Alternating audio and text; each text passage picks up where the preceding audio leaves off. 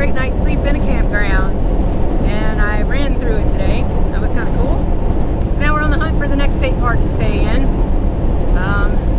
While we were packing up our camp this morning, it started sprinkling on us. We just can't win. It's not cold though, at least. Yeah, I mean, it's not cold. You see I'm in short sleeves. It's not cold, and it only sprinkled for a second, but it's overcast. I think we could consider this humid here. It is a little humid. Yeah, he was complaining that we didn't have any sun, and I said, you know, I'd rather drive across Texas without Texas sun blazing down on us because we don't have AC. I'll take the overcast skies. We're going to keep going here across, heading straight east across Texas from where we are now, and the next place we camp should be our last night in Texas, and tomorrow we'll be in Louisiana. I don't know if we'll be home. We may camp in Louisiana one night before we get all the way over there, but we'll just play that by ear. We're playing the whole thing by ear. If we don't like the weather, we're just going to keep going. We're still driving. And we are still driving. It doesn't look like we're going to make it to a state park tonight, but there is a national forest up ahead, and we're going to be doing some dispersed camping. So that's where we're aiming to get, and we're not going to get there till after dark, so we're probably going to have to set up camp in the dark tonight. And that's okay. By virtue of headlight. We've done it before. What's that? I said by virtue of headlight. By virtue of headlight. Look at tent. Still windy. Yeah. And it's still windy. But I think we're going to get far enough today that we might actually make it to Louisiana tomorrow. No, we are going to make it to Louisiana tomorrow. I just don't know if we're going to make it all the way to where we're going. I keep saying Baton Rouge, but we're not actually going to Baton Rouge. We're going to pass right through Baton Rouge. We're going to go to the town where my sister lives. But on a positive note, we have finally reached the side of Texas where the map turns green and everything is green.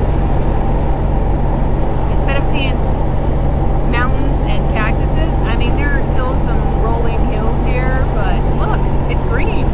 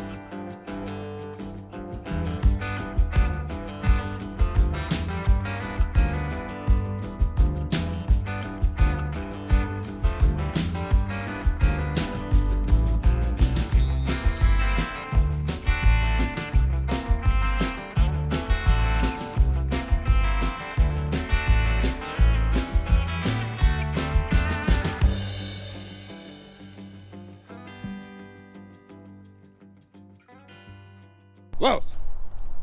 Hey! Get over here now. Let's go. Lotus!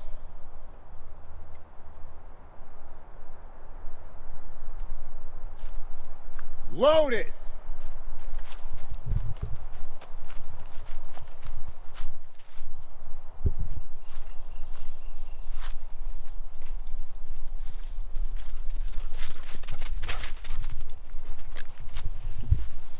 Rocco, come here, buddy.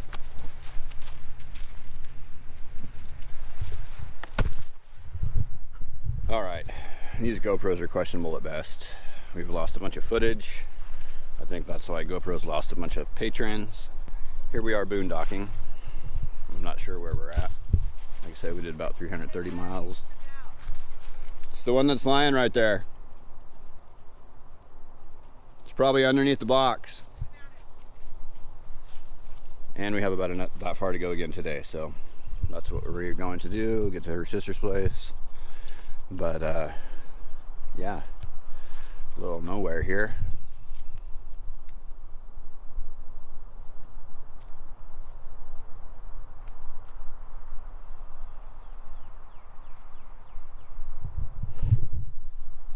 Highway's off there about 100 yards or so, I think. Nobody else here, which is always our favorite thing. The weather turned nice yesterday. It was really humid. Got rid of the thermals actually for reals this time. Last night we got some sort of rain. I think we got about 4 hours of light rain and 30 minutes of a little bit heavier rain.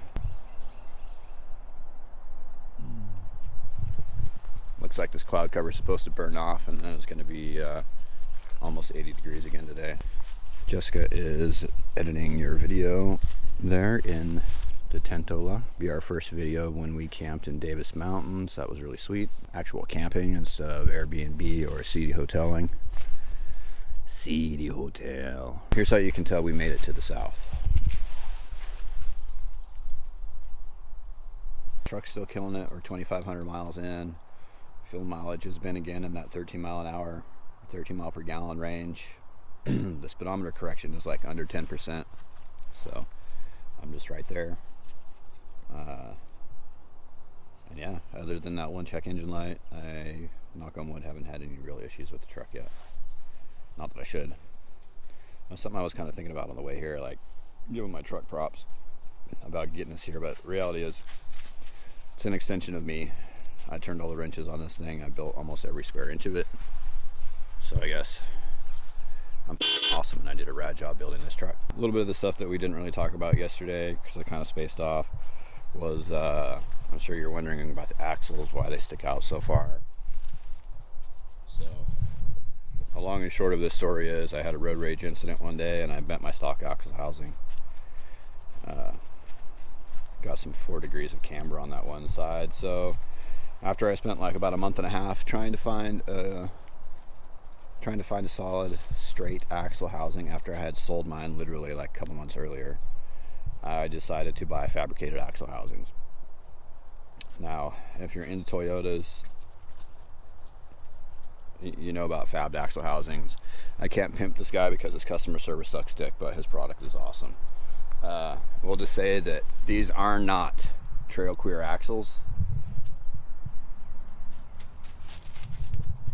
These are T100 width. They're 66 inches wheelmate surface. The front uses the IFS wheel hub. The IFS wheel hub and big brake deal. And then while we were in here, we also went with the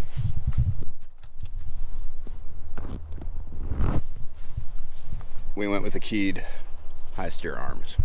So without giving up a brand name, if you know anything about Toyota, there's only one company making keyed arms. That's where you would get this stuff.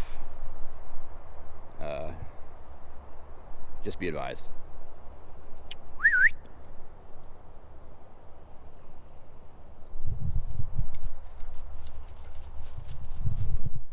Yeah, other than that, the axles have Tacoma E-lockers in them. They're both 430s, so that has to do a little bit with my mileage, but it's honestly like driving it, the gearing is right there, I think. Maybe I could go to a 456 or something, but the reality of the situation is I don't really want to drive this thing 80, and when I'm running down the road at highway speed, the speed I want to run is right in the RPM range where I want to run. So the other flip of using a stock gear versus an aftermarket gear is A, quality, B, just kind of price and availability. You know what I mean? Like when I had to find a gear set for this rear end, I was able to get online, Pirate or Mud, and I got a couple gear sets for like 50 or 75 bucks, right? Versus a couple $100. So when you launch an aftermarket gear set, you're going to eat $1,000 basically. And if you can save a couple $300 doing it that way, why not just do it that way is kind of my take on this. I ran the 430s even with the 22R, the RE, excuse me, and it wasn't bad, right? These trucks aren't fast, they aren't power monsters, so Just drive it like the tractor it is and you'll be fine. It's pretty much that simple.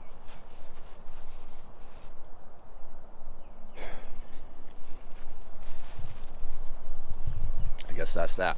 You like that hot take? Yeah, almost Louisiana time. It's going to kind of be nice to get a couple day break, I think. Or I guess we'll be down there for about a week. Definitely a little bit of a marathon, but the truck really hasn't been bad. Those PRP seats are pretty awesome, honestly. The Corbos I had in there for a long time before, and they did a great job for the price point. It's frankly taken me a little bit of time to get used to these seats just because they don't have the high hip bolsters like those Bajas did. So I don't want to say like I'm slipping around. I think it's mostly just in my head, but it's like anything else, takes a little getting used to, and they aren't beating us up, which is the most important thing.